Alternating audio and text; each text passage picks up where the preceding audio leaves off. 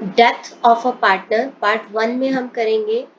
किसी भी partnership firm में अगर किसी पार्टनर की डेथ हो जाती है तो फर्म अपना बिजनेस वैसे ही कंटिन्यू रखती है, और बिल्कुल जैसे रिटायरमेंट ऑफ अ पार्टनर के केस में हम अकाउंटिंग बुक्स का ट्रीटमेंट करते हैं, वैसे ही डेथ ऑफ अ पार्टनर में करेंगे।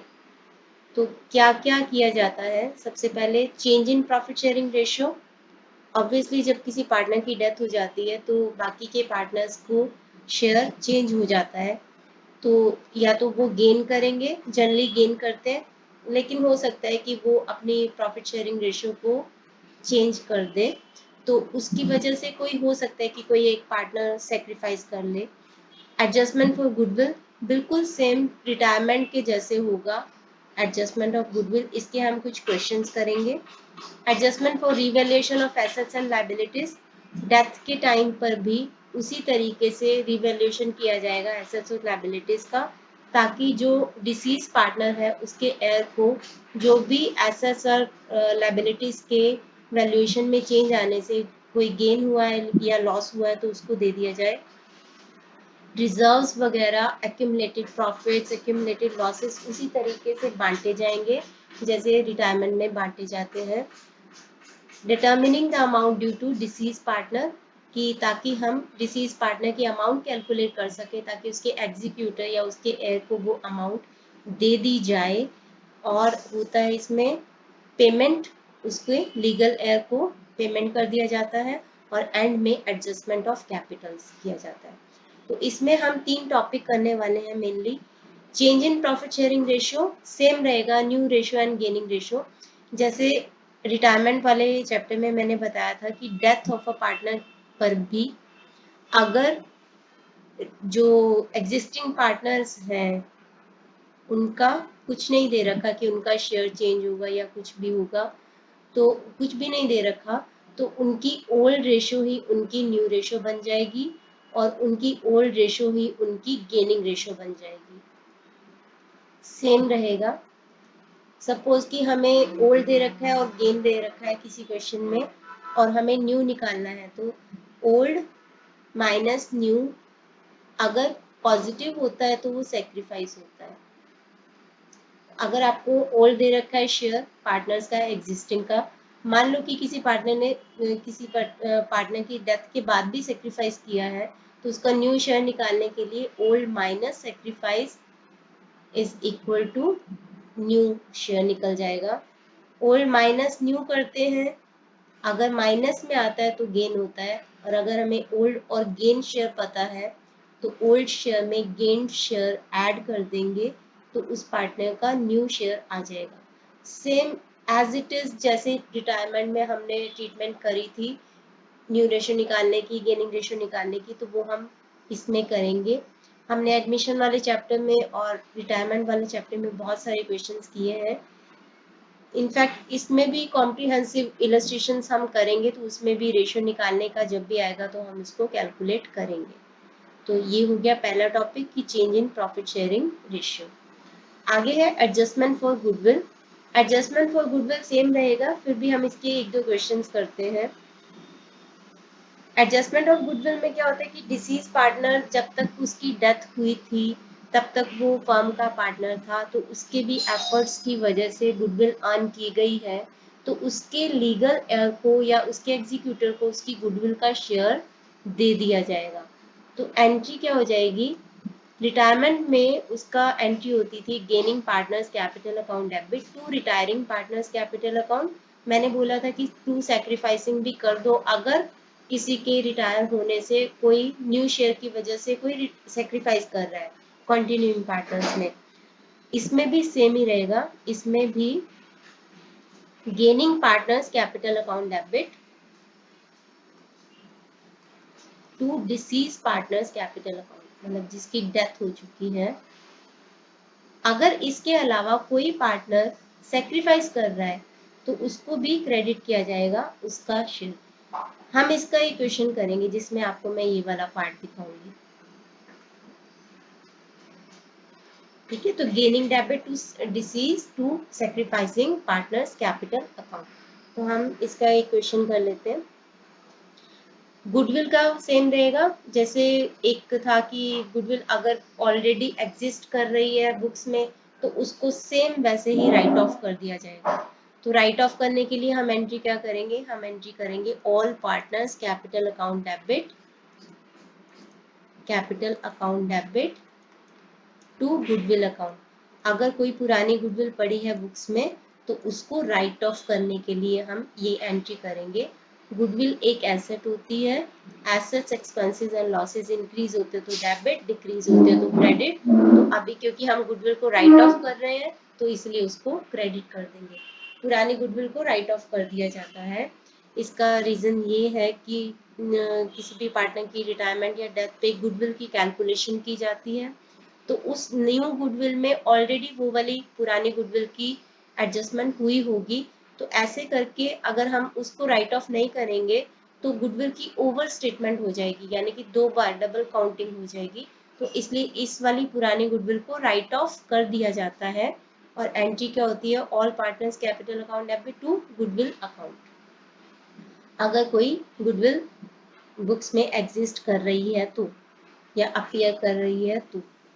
Ram, Ghanshyam and Vrinda were partners in a firm, sharing profits in the ratio of 4:3:1. The firm closes its books on 31st March every year. On 1st Feb 2017, Ghanshyam died and it was decided that the new profit sharing ratio between Ram and Vrinda will be equal. The partnership deed provided for the following on the death of a partner. उसको goodwill का share दे दिया जाएगा। His share of goodwill be calculated on the basis of half of the profits credited to his account during the previous 4 completed years. तो goodwill की calculation इस बार हमें करनी है इस इंफॉर्मेशन के बेसिस पे। क्या लिखा है, His share of goodwill will be calculated on the basis of half of the profits credited to his account during the previous 4 years completed years। तो पिछले 4 सालों के ये हमें प्रॉफिट दे रखे हैं। पहले हम इनका टोटल कर लेते हैं। Total profits of 4 completed years है 1,20,000 plus 80,000 plus 40,000 plus 80,000, 2 lakh 2 lakh 40, 3 lakh 20,000। तो जो पार्टनर की डेथ हो रही है उसका नाम है घनश्याम और उसका शेयर है 3/8। तो घनश्याम को उसका शेयर ऑफ गुडविल कैसे मिलेगा, घनश्याम शेयर ऑफ गुडविल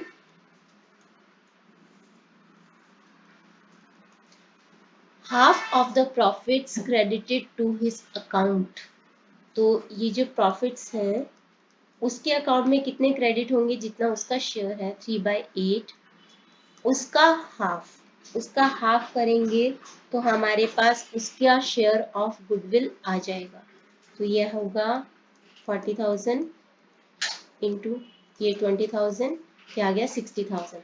तो हम घनश्याम को उसका शेयर ऑफ गुडविल दे देंगे जो कि है 60,000। उसके लिए एंट्री क्या करते हैं, गेनिंग डेबिट। तो गेनिंग पहले सेक्रीफाइस या गेन निकाल लेते हैं, किसका कितना सेक्रीफाइस है या किसका कितना गेन है। तो यहाँ पे राम, घनश्याम एंड वृंदा, उनका ओल्ड शेयर था 4:3:1। घनश्याम रिटायर हो गया और डेथ हो गई घनश्याम की, और उसके बाद new profit sharing ratio between Ram and Vrinda will be equal. तो राम और वृंदा की न्यू शेयर रेशियो है 1:1, इक्वल हो गई। तो सेक्रीफाइस या गेन निकालने के लिए ओल्ड माइनस न्यू अगर पॉजिटिव आता है तो सेक्रीफाइस होता है, ओल्ड माइनस न्यू अगर नेगेटिव आता है तो गेन होता है। तो 4/8 माइनस 1/2, तो दैट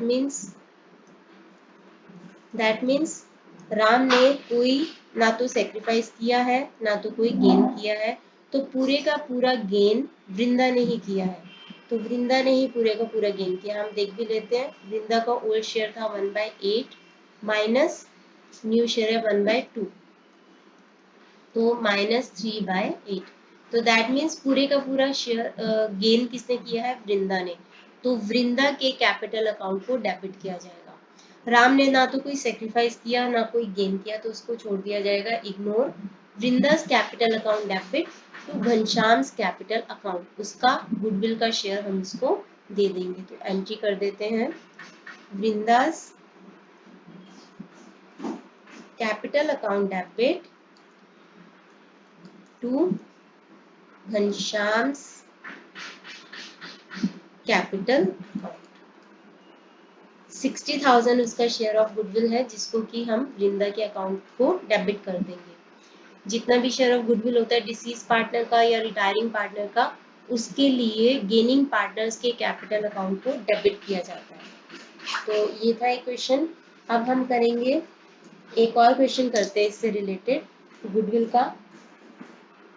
मैंने बहुत बार बोला है कि सेक्रीफाइसिंग पार्टनर को भी क्रेडिट करते हैं, बट अभी तक हमें वो क्वेश्चन मिला नहीं था, तो अभी एक क्वेश्चन करते हैं जिसमें वो है ये part. DEFPZ were partners, 5:4:3:2:1 respectively. Unfortunately, P and Z met with a tragic car accident in which both of them died. 5 partners थे जिनमें से P और Z, 2 पार्टनर्स की डेथ हो गई है। उनकी रेशो दी हुई थी 5:4:3:2:1। तो अभी क्या हुआ कि 2 पार्टनर्स की डेथ हो गई। Goodwill of the firm was valued at 1,50,000. DEF decided to share future profits in the ratio 4:6:5. सबसे पहले तो 5 पार्टनर्स के नाम लिख लेते हैं, DEF, P एंड Z। इसमें से P और Z की डेथ हो गई है। उनकी ओल्ड रेशियो थी 5:4:3:2:1। इन दोनों की डेथ हो गई। अब नए पार्टनर्स ने, एग्जिस्टिंग पार्टनर्स जो कंटिन्यूइंग पार्टनर्स हैं, उन्होंने डिसाइड किया कि उनकी न्यू रेशियो होगी 4:6:5। 4:6:5 उनकी न्यू रेशियो हो गई। तो हम गुडविल की कैलकुलेशन करेंगे। गुडविल की कैलकुलेशन ऑलरेडी की हुई है उन्होंने, वैल्यूएशन की है 1,50,000। जिन पार्टनर्स की डेथ हुई है हम उनका शेयर ऑफ गुडविल निकाल लेते हैं। तो P की डेथ हुई है तो P's share of goodwill is 1,50,000 और उसका शेयर था 2 बाय 5 + 4 9, 9 + 3 12, 12 + 2 14, 14 + 1 15। तो P का शेयर ऑफ गुडविल है 20,000। Z की भी डेथ हो गई उसमें एक्सीडेंट में, तो 1,50,000 इंटू उसका शेयर है 1/15, तो उसका शेयर हो जाएगा 10,000। तो P और Z को उनका शेयर दे देंगे, उनके जो भी एग्जीक्यूटर्स होंगे, एयर होंगे, लीगल एयर, उनको उनका शेयर दे दिया जाएगा गुडविल का। और देगा कौन? जो गेन कर रहा है। तो अब हम देखते हैं कि गेन कौन कर रहा है। सेक्रीफाइस या गेन निकाल लेते हैं DEF का। सेक्रीफाइस / गेन मैं इसलिए लिखती हूँ क्योंकि पता नहीं होता कि किसका सेक्रीफाइस है, कितना गेन है। तो सबसे पहले हम D का निकाल लेते हैं। D का शेयर था ओल्ड 5/15 और न्यू है इसका 4 + 6 10, 10 + 5 15। 5 - 4 = 1/15। मैंने आपको बताया हुआ है कि ओल्ड माइनस न्यू अगर पॉजिटिव आता है तो वो सेक्रीफाइस होता है। तो यही वो क्वेश्चन आ गया जिसमें एग्जिस्टिंग पार्टनर्स में से एक सेक्रीफाइस कर रहा है जिसका नाम है D। तो हम D के कैपिटल को भी क्रेडिट कर देंगे जितना वो सेक्रीफाइस कर रहा है। अब E और F का देख लेते हैं। E का ओल्ड शेयर था 4/15 और न्यू शेयर है उसका 6/15। तो ये आ गया -2/15। दैट मीन्स E क्या कर रहा है? गेन कर रहा है। F का पुराना शेयर था 3/15 और अभी है उसका 5/15, मतलब -2/15। तो दैट मीन्स ये भी गेन कर रहा है। अब कौन कौन गेन कर रहा है? E and F। तो इनकी रेशियो निकाल लो। तो E और F की गेनिंग रेशियो होगी, दोनों का गेन है 2/15, 2/15, दैट मीन्स 2:2, दैट मीन्स 1:1। तो 1:1 की उनकी गेनिंग रेशियो आ गई है। अब याद रखना P और Z की तो डेथ हुई है, उनको उनका गुडविल का शेयर देंगे, लेकिन D जो कि पार्टनर है वो भी सेक्रीफाइस कर रहा है, तो उसको भी उसका गुडविल का शेयर देंगे हम। तो डी शेयर ऑफ गुडविल कितना है, कितना उसका सेक्रीफाइस है, 1/15। टोटल फर्म की गुडविल कितनी है, 1,50,000, तो 10,000। तो अब हमें कितना पैसा देना है, डी को देना है 10,000, ठीक है, पी को देना है 20,000 उसकी गुडविल का, और जेड को देना है 10,000 उसके गुडविल का। मतलब टोटल हमें उनको देना है 40,000 रुपीज देने हैं उनकी गुडविल के, जिसको कौन देगा, ई एंड एफ कौन सी रेशो में, 1:1 में, यानी कि 20,000 एंड 20,000 से ई और एफ के कैपिटल अकाउंट को डेबिट कर दिया जाएगा। तो E's capital account debit 20,000, F's capital account debit 20,000 to P's capital account to Z's capital account to D's capital account। तो तीनों को उनका शेयर दे देंगे। डी का था 10,000, पी का 20,000 एंड जेड का है 10,000। इस तरह से ये क्वेश्चन कंप्लीट हुआ। तो मेरा पर्पस था बताने का कि ऐसा ज़रूरी नहीं है कि अगर डेथ या रिटायरमेंट पे सब पार्टनर गेन ही करें। अगर कोई सेक्रीफाइस कर रहा है तो उसको भी उसको शेयर ऑफ गुडविल उसको दे दिया जाएगा और उसके कैपिटल अकाउंट को क्रेडिट कर दिया जाएगा। ओके, अभी नेक्स्ट टॉपिक करते हैं। मेनली इस वीडियो का मेरा पर्पस ये था, ये वाला टॉपिक जो है ये बिल्कुल न्यू टॉपिक आया है इसमें, डेथ ऑफ अ पार्टनर में। हालांकि रिटायरमेंट वाले चैप्टर में इस टॉपिक को नहीं टच किया गया, बट अगर आ जाए तो सेम ही ट्रीटमेंट रहेगा रिटायरमेंट में भी और डेथ में भी। जब किसी पार्टनर की डेथ हो जाती है तो डेथ प्लान नहीं होती, तो डेथ कभी भी हो सकती है। तो जब किसी पार्टनर की डेथ हो जाती है तो हम पिछले साल की क्लोजिंग से लेकर के डेट ऑफ डेथ तक का टाइम पीरियड कैलकुलेट करते हैं। अगर वो टाइम पीरियड मंथ्स में होता है तो हम उसको अपॉन 12 कर देते हैं। अगर वो डेज में होता है तो हम इसको अपॉन 365 डेज कर देते हैं, क्योंकि साल में 365 डेज होते हैं। तो हम ये दोनों तरह की क्वेश्चंस करेंगे, पहले मंथ वाले करेंगे, कैलकुलेशन भी बाद में सीखेंगे, पहले हम एंट्री करना सीख लेते हैं। तो अगर किसी पार्टनर की डेथ हो जाती है और बाकी के पार्टनर्स के, रिमेनिंग पार्टनर्स के बारे में कुछ नहीं दे रखा कि उनकी रेशियो क्या होगी, मतलब सेम ही रहती है उनकी रेशियो, ओल्ड रेशियो ही उनकी न्यू रेशियो बन जाती है, ओल्ड रेशियो उनकी गेनिंग रेशियो होती है, ये मैं बता चुकी हूँ। तो अगर ऐसा कुछ नहीं दिया हो कि उनकी रेशियो चेंज हो जाती है, तो सबसे पहले तो जो डिसीज पार्टनर है उनको उसका प्रॉफिट का शेयर देंगे। प्रॉफिट का शेयर देंगे तो कैपिटल को हम क्रेडिट करेंगे।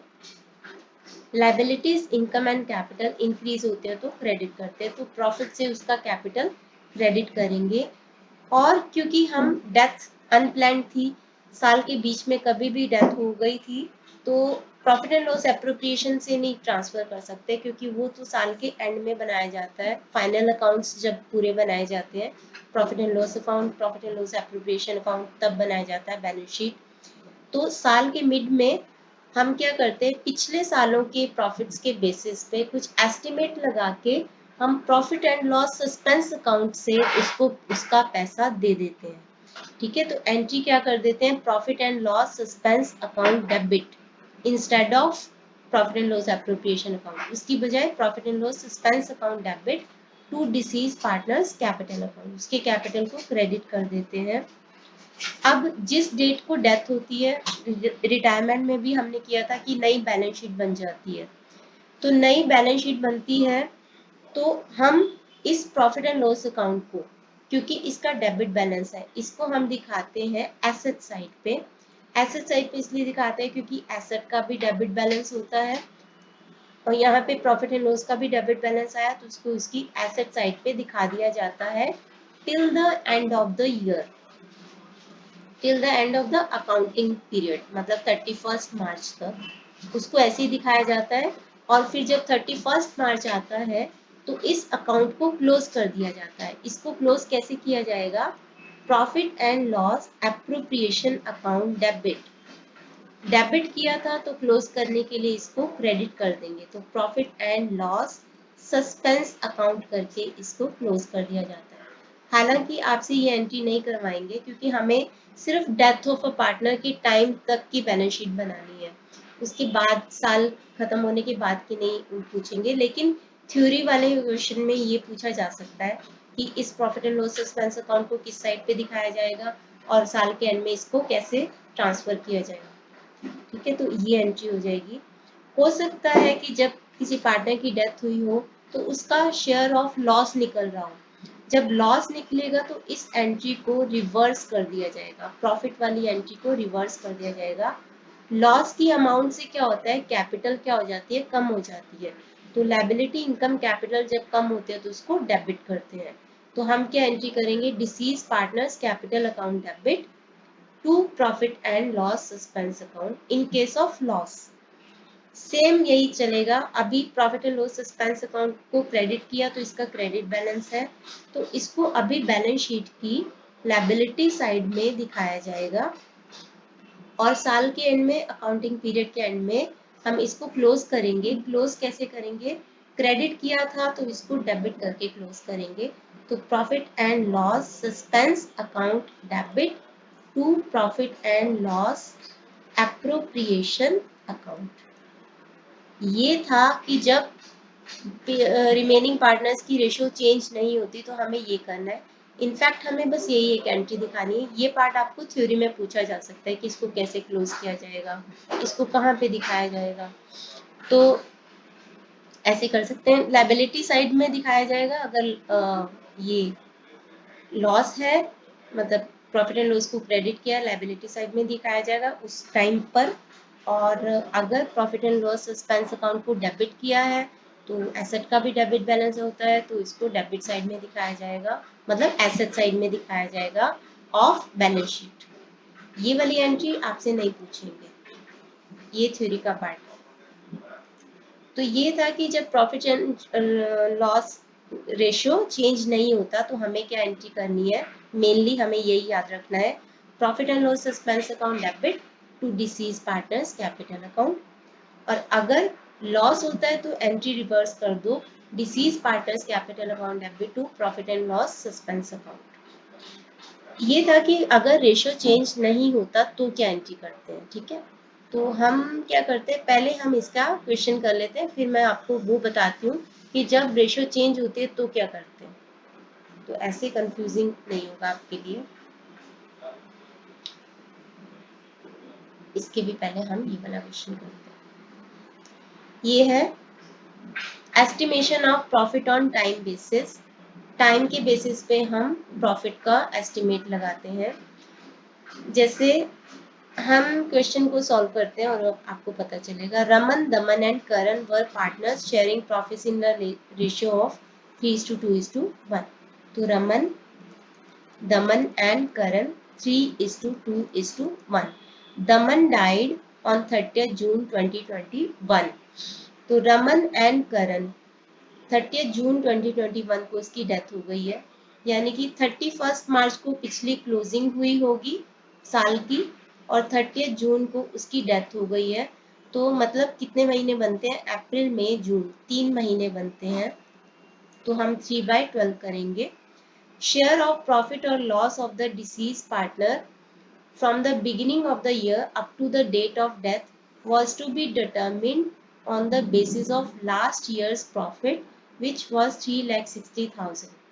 जब तक उसकी डेथ हुई इन 3 महीनों का प्रॉफिट, तो अभी हमने प्रॉफिट एंड लॉस एप्रोप्रिएशन नहीं बनाया होगा, प्रॉफिट एंड लॉस अकाउंट नहीं बनाया, तो प्रॉफिट नहीं पता। तो लास्ट ईयर का प्रॉफिट था हमारा 3,60,000, उसके बेसिस पे निकालने को बोला गया है।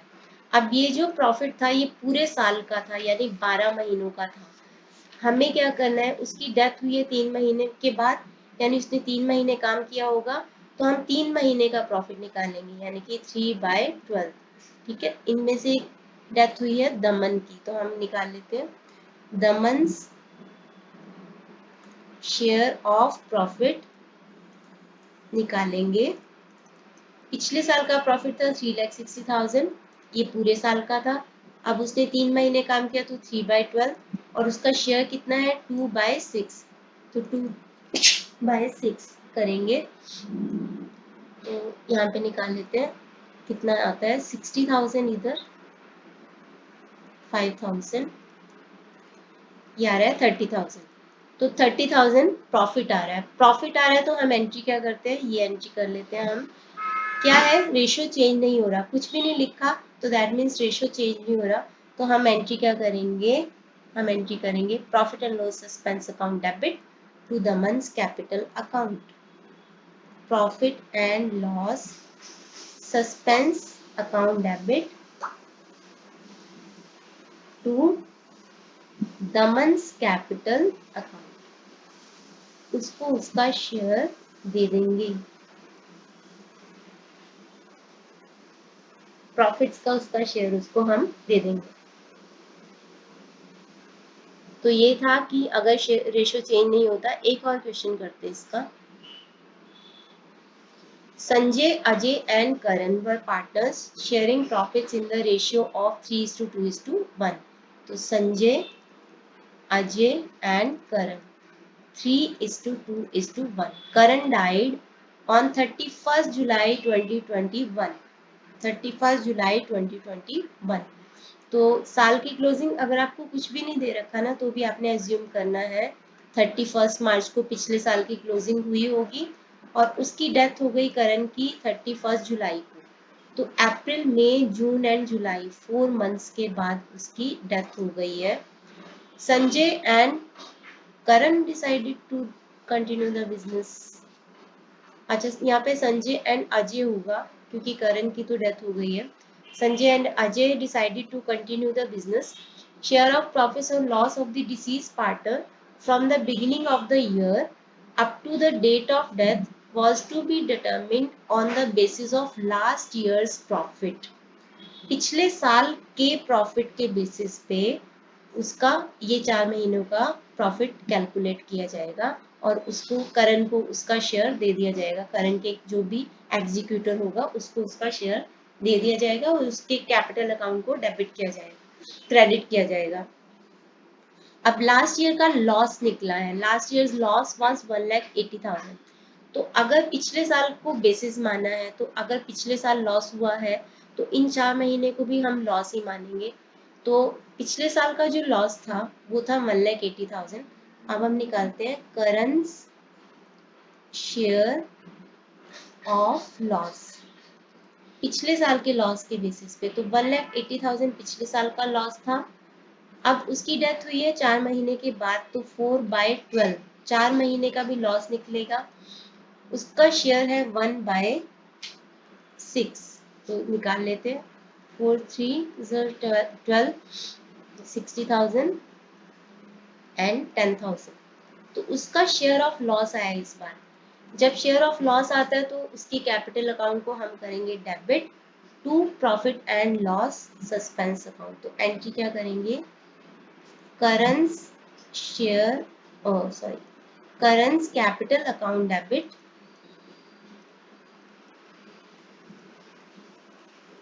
To profit and loss suspense account 10,000 and 10,000। ठीक है, तो ये एंट्री हो जाएगी इन केस ऑफ लॉस।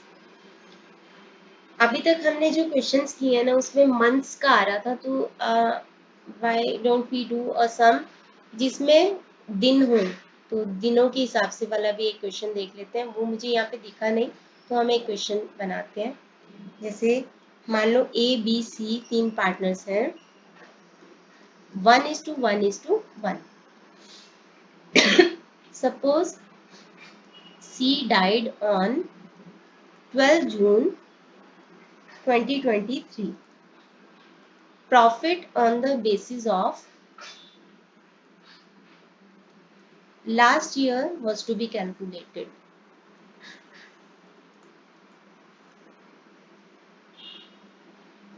ओके, एक चीज यहाँ पे मुझे बतानी है कि अगर आपके क्वेश्चन में कुछ भी नहीं दे रखा ना, डेथ हुई है इस डेट को बताया है और ऐसे नहीं बताया कि पिछले साल का प्रॉफिट लेना है या पिछले 4-5 साल का प्रॉफिट लेना है, एवरेज प्रॉफिट लेना है, तो इन दैट केस आपको प्रीवियस ईयर का, पिछला जो रिसेंट ईयर गया है, उसी के प्रॉफिट के बेसिस पे डिसीज पार्टनर को उसका प्रॉफिट या लॉस का शेयर देना होता है, अगर कुछ भी नहीं दिया है तो profit on the basis of last year was to be calculated which was 1,50,000। तो पिछले साल का प्रॉफिट था 1,50,000। तो अभी calculate share of profit of C, जो भी है सी के एग्जीक्यूटर को हम दे देंगे जो भी शेयर बनेगा उसका प्रॉफिट का। तो पिछले साल का प्रॉफिट था 1,50,000, तो अभी C share of profit will be 1,50,000 पूरे साल का प्रॉफिट था। अब सी की डेथ हुई है 12 जून 2023।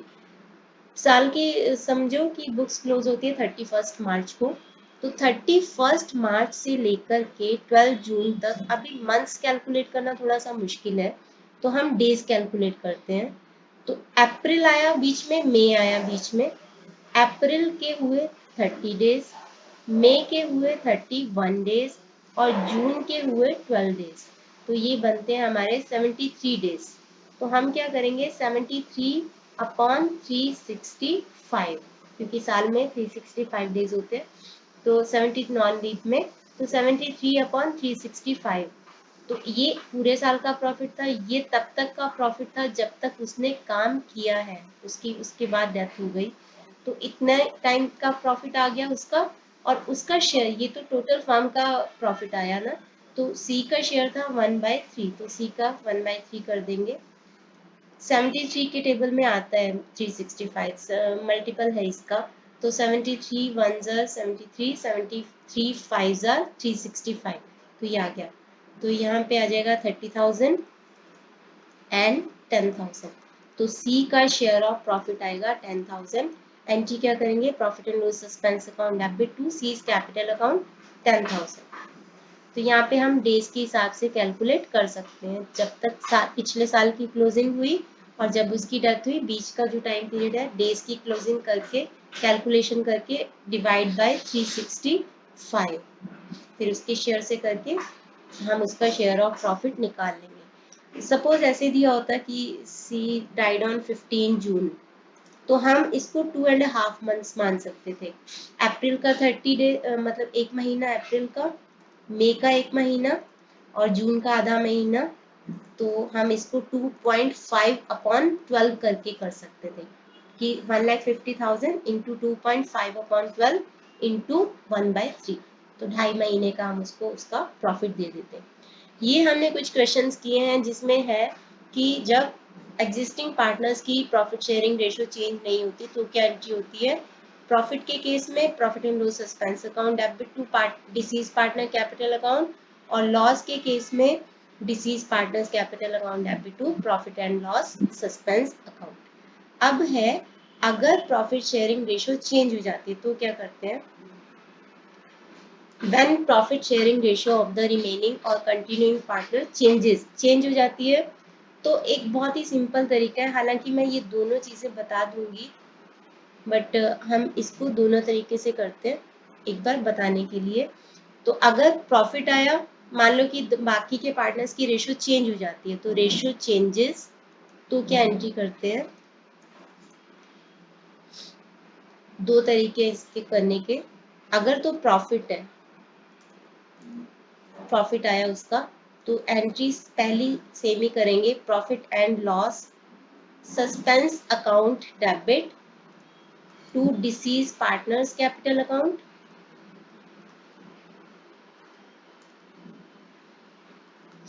और उसके बाद है हम इसको क्लोज करेंगे लेकिन by debiting gaining partners capital account, उनकी गेनिंग रेशियो कैलकुलेट करके gaining partners capital account debit to profit and loss suspense account, इसको ऐसे करके हम क्लोज कर देंगे। या फिर सिंपल सा तरीका क्या है, gaining partners capital account debit, same वही गुडविल वाली entry, gaining partners capital account debit to deceased partner capital account.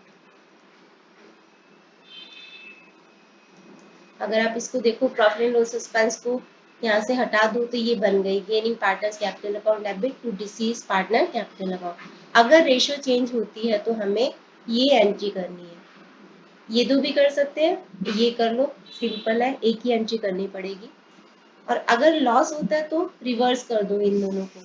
इसको कैसे करेंगे, deceased partners capital account debit to profit and loss expense account, reverse कर दिया। फिर इसको रिवर्स कर दो, profit and loss expense account debit to gaining partners capital account, या फिर सिंपल एंट्री कर लो in case of loss, deceased partner capital account debit to gaining partners capital account. तो अगर रेशियो चेंज नहीं होती है तो वो जो हमने पिछले 3 क्वेश्चंस किए वैसे करने हैं, और अगर रेशियो चेंज हो जाती है एग्जिस्टिंग पार्टनर्स की तो gaining debit to deceased in case of profit, deceased partner capital account debit to gaining in case of loss. I think ये ज्यादा इजी है, एक ही एंट्री करनी पड़ेगी, इसको हम कर लें।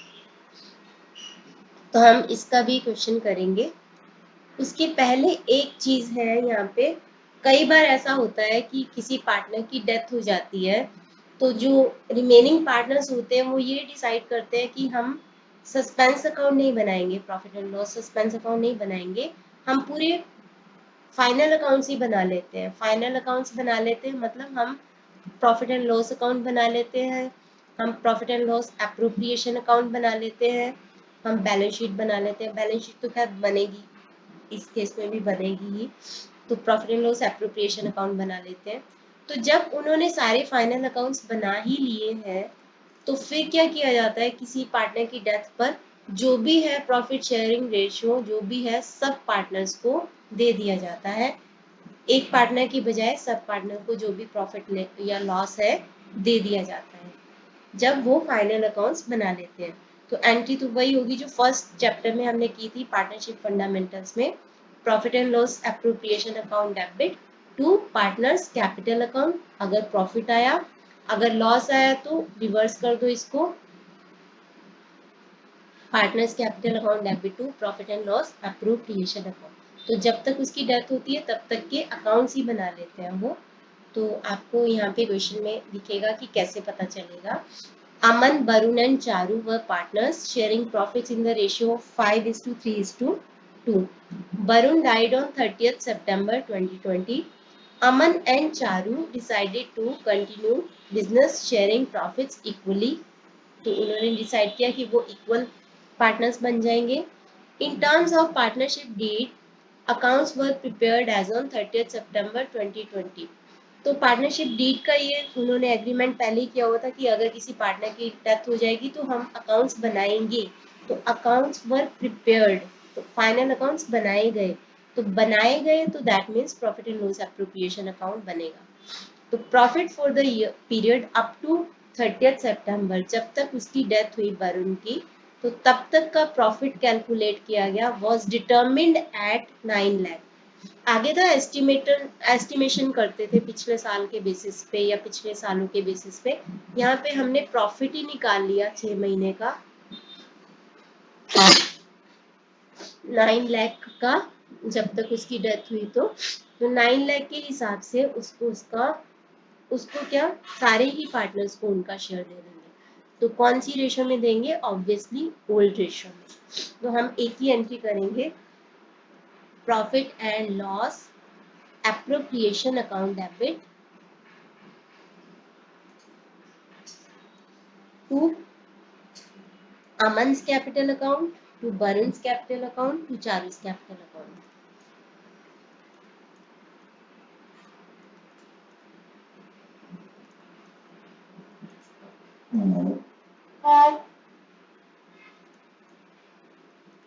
तो 9 लाख को हम बांट देंगे 5:3:2 में, ये इनका शेयर बन जाएगा। 5/10 होता है 4,50,000, 3/10 2,70,000 एंड 2/10 1,80,000। तो हमने प्रॉफिट फाइनल अकाउंट्स ही बना लिए, तो तीनों को उनका शेयर दे देंगे। ये हम कर चुके हैं। ये भी। अब हम करते हैं, जब रेशियो चेंज नहीं होता तो क्या करते हैं, रेशियो चेंज होता है तो क्या करते हैं, तो दोनों मेथड आ गए इस क्वेश्चन में। राम मनोहर एंड परम वर partners in a firm, share in a firm, were partners in a firm, तो दैट मीन्स कि रेशियो क्या होगा, इक्वल। अगर कुछ नहीं दे रखा होता तो रेशियो होता है इक्वल। परम died on 29 Feb 2021. His share of profit from the closure of the last accounting year till the date of death was to be calculated on the basis of average of 3 completed years of profits before death. तो उसकी death हुई है 29 Feb को 2021 को। उसके पहले के 3 सालों का कंप्लीटेड ईयर के प्रॉफिट्स का एवरेज लेना है। तो profits for the year ended 31 मार्च 18, 19, 20, उसकी डेथ हुई 2021 को, तो 2020, 2019 एंड 2018 के प्रॉफिट्स हमें दे रखे हैं, उसके बेसिस पे हम उसका प्रॉफिट का शेयर निकालेंगे। To calculate firm's share of profit till the date of death and pass necessary journal entry for the same when ratio does not change। तो सबसे पहले तो उसका शेयर ऑफ प्रॉफिट निकाल लेते हैं परम का। तो टोटल प्रॉफिट्स हैं पिछले 3 सालों के 80,000 प्लस 90,000 प्लस 1 लाख, तो ये है 2,70,000 पिछले 3 सालों के प्रॉफिट। तो परम का शेयर बनेगा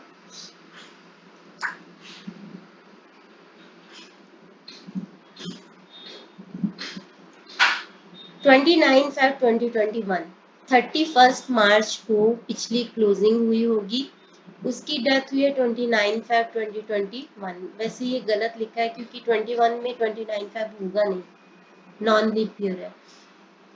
तो कितने महीने हैं 31 मार्च से 28 Feb तक, काउंट करके देखेंगे तो कितने महीने बनते हैं, ये बनते हैं हमारे 11 महीने, 11 महीने बनते हैं पूरे। तो ये जो प्रॉफिट था, ये जो प्रॉफिट था पिछले 3 सालों का टोटल प्रॉफिट था। पहले तो हम इसका एवरेज करेंगे on the basis of average of 3 completed years. Average करने के लिए हम इसको क्या करेंगे, 3 से डिवाइड करेंगे क्योंकि 3 सालों का प्रॉफिट है।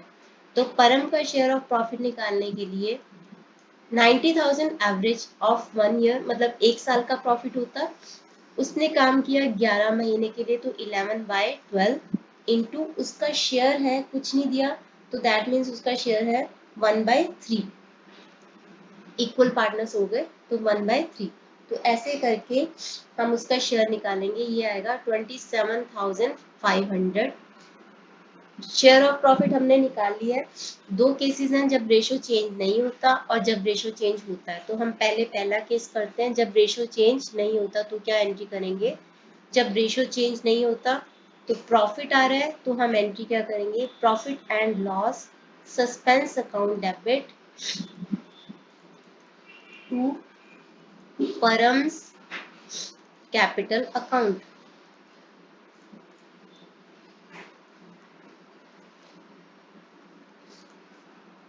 सेकंड केस में रेशियो चेंज हो रहा है, रेशियो चेंज होकर हो रहा है 3:2।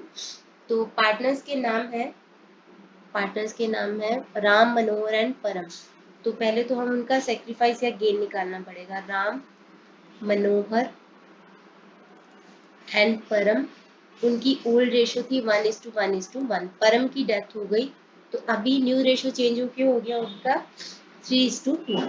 तो 3:2 हो गया किसका, राम और मनोहर का। तो हम निकाल लेते हैं, सेक्रीफाइस है गेन है क्या है, राम का ओल्ड शेयर था 1/3 और न्यू है 3/5। तो ये हो जाएगा 15, 5 माइनस 9, माइनस में आ रहा है तो दैट मीन्स गेन है। मनोहर का 1/3 था 2/5 हो गया, इसका भी गेन आ रहा है। तो गेनिंग रेशियो निकालने के लिए 4/15 एंड 1/15, 4:1। तो 4:1 में हम जो परम को प्रॉफिट देना है वो राम के कैपिटल को डेबिट करेंगे, मनोहर की कैपिटल अकाउंट को डेबिट करेंगे टू परम्स कैपिटल। अब राम कितना शेयर देगा उसका 4:1 है, तो 4/5 ऑफ 27,500 विच इज 22,000। मनोहर का आएगा 1/5 ऑफ 27,500 विच इज 5,500। तो Ram's capital account debit, Manohar's capital account debit to Param's capital account.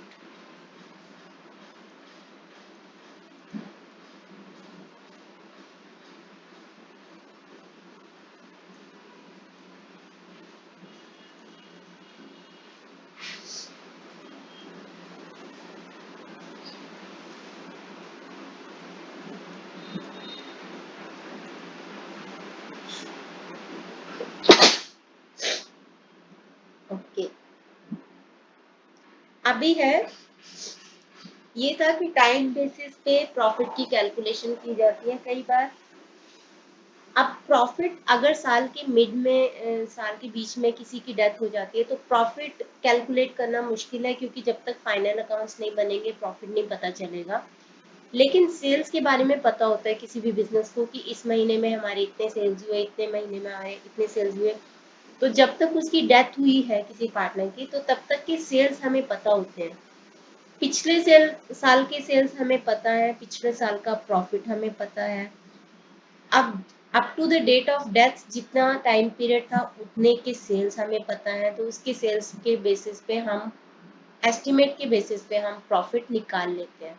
तो ये होता है टर्नओवर और सेल्स बेसिस। जैसे मान लो एक पार्टनर है, उसकी डेथ हुई 1 जून 2021 को, accounts being closed on 31 March each year. Profit till the date of the death will be determined on the basis of sales. Assuming profit for the year ended 31st March 2022 will be same as for the year ended 31st March 2021. Assume कर दिया है कि पिछले साल का जो भी profit हुआ था उसकी सेल्स के बेसिस पे इस साल का जो भी प्रॉफिट होगा इस साल की अब तक की सेल्स के बेसिस पे हुआ होगा। तो हमें पिछले साल की सेल्स दे रखी है 12 लाख, पिछले साल का प्रॉफिट दे रखा है 2,40,000। तो कितने परसेंट है इसका, देखो सेल्स है 12 लाख और प्रॉफिट था पिछले साल का 2,40,000।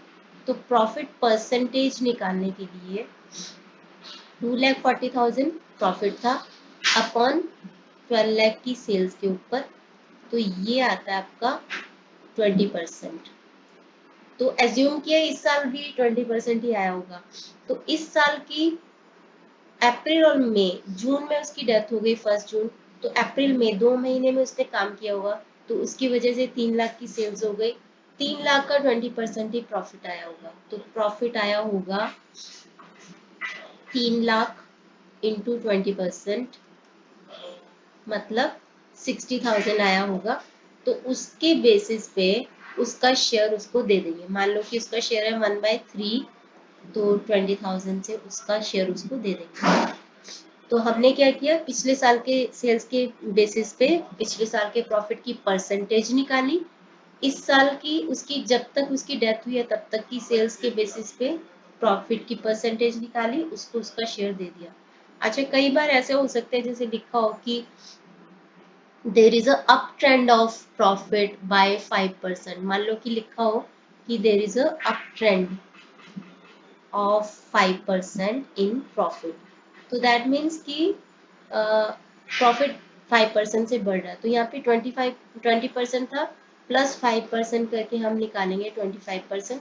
तो इस साल की सेल का हम क्या कर देंगे, 25% कर देंगे। तो इस साल का हम निकाल देंगे, ये आ जाएगा आपका 75,000। फिर उसको उसका शेयर दे देंगे कि हर साल ट्रेंड चल रहा है कि 5% से प्रॉफिट बढ़ रहा है, ठीक है। तो या फिर डाउन ट्रेंड भी हो सकता है, तो माइनस कर देंगे इसमें से। तो उस क्वेश्चन के बेसिस पे हम करेंगे। तो अब हम इसका एक और क्वेश्चन कर लेते हैं, लास्ट क्वेश्चन करेंगे इसका। ABC sharing profits. अच्छा, इसमें ना इसका शेयर 1/4 था, हमने 1/3 एज्यूम करके ये किया ना 20,000, तो 1/4 इन्होंने दिया हुआ था, तो 1/4 होगा तो 15,000 हो जाएगा, तो ऑब्वियसली। तो 6th illustration from TS, ABC are partners 2:2:1. B died on 30th June 2021. Books of accounts are closed on 31st March each year. Sales for the year ended 31st March 2021. यानी कि इसकी डेथ के पिछला financial year में sales थे 3 लाख के. Sales of 1 lakh amounted between the period from 1st April to 30th June. तो जितने महीने उसने काम किया जब उसकी डेथ हुई, तो तब तक के 3 महीने के हमारे सेल्स थे 1 लाख के. Profit for the year ended 31st March 2021 was 30,000. पिछले साल की सेल्स थी 3 लाख की, पिछले साल का प्रॉफिट था 30,000. तो हम इसका प्रॉफिट परसेंटेज निकाल लेते हैं. तो प्रॉफिट परसेंटेज होगा on the basis of last year.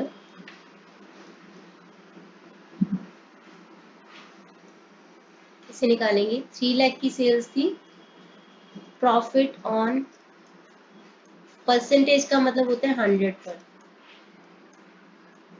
3 lakh की सेल्स के ऊपर प्रॉफिट था 30,000. 1 रुपए की सेल्स के ऊपर प्रॉफिट होगा इतना. परसेंट निकाल रहे हैं तो 100 की सेल्स पे होगा 30,000 डिवाइडेड बाय 3 लाख इंटू 100, मतलब 10%. तो मतलब टेंडेंसी है कि जितनी सेल्स होती है उसका 10% का प्रॉफिट आता है. अब जब तक उसने काम किया तब तक 30,000 की सेल्स हो चुके थे, तो 30,000 का प्रॉफिट निकलेगा 10%, यानी कि 3,000. तो वो निकल जाएगा, 1 मिनट, 1 लाख है, सॉरी. अभी तक की सेल्स है जब तक उसने काम किया 1 लाख की, तो 1 लाख के ऊपर 10% से प्रॉफिट होगा 10,000 का. तो सी है, तो किसकी डेथ हुई है? बी की डेथ हुई है. बी की डेथ हुई है, बी का शेयर है 2/5. तो B share of profit, 1 lakh की सेल्स हुई जब तक उसने काम किया, 10% की टेंडेंसी है प्रॉफिट आने की, और उसका शेयर है हमारा 2/5. तो उसका शेयर निकाल लेंगे. ये कैंसिल हो गया, ये इससे कैंसिल हो गया, 5 2000, तो आ गया 4000. तो सी का शेयर ऑफ, बी का शेयर ऑफ प्रॉफिट आ गया 2000. रेशियो देख लेना, रेशियो चेंज तो नहीं हुआ. रेशियो चेंज नहीं हुआ तो एंट्री हो जाएगी profit and loss suspense account debit to B's capital account 4000. ऐसा करके हम इस एंट्री को कंप्लीट करेंगे.